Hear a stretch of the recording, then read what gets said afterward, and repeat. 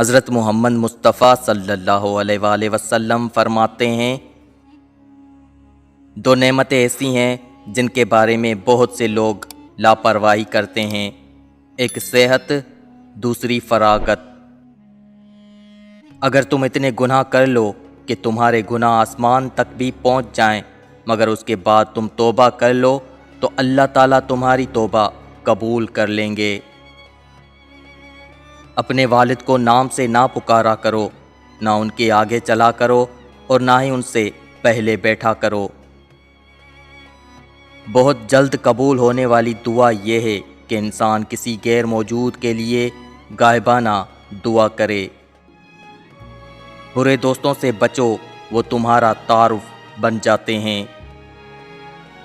نماز کے لیے جاتے ہوئے اٹھنے والا ہر قدم صدقے کے برابر ہے۔ مصیبت کے وقت چیخ پکار کی بجائے صبر اختیار کرنے کی عادت بناؤ تاکہ خدا تمہاری مصیبت کو دور کرے۔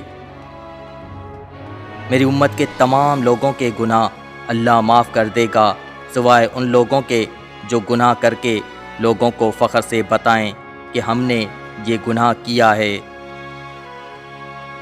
جو شخص نجومی کے پاس آیا اور اس سے کوئی سوال پوچھا، اس کی 40 دن رات کی نمازیں قبول نہیں کی جاتی۔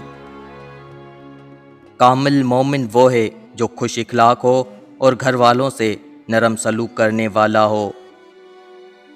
جو علم دین حاصل کرے گا، اللہ اس کی مشکلات کو آسان فرما دے گا اور اسے وہاں سے رزق عطا فرمائے گا جہاں اس کا گمان بھی نہ ہوگا۔ جو چیز سب سے زیادہ جنت میں داخل کرے گی وہ اللہ تعالیٰ کا ڈر اور اچھا اخلاق ہے۔ مہمان جب آتا ہے تو اپنا رزق لے کر آتا ہے اور جب جاتا ہے تو میزبان کے گناہ مٹا کر جاتا ہے۔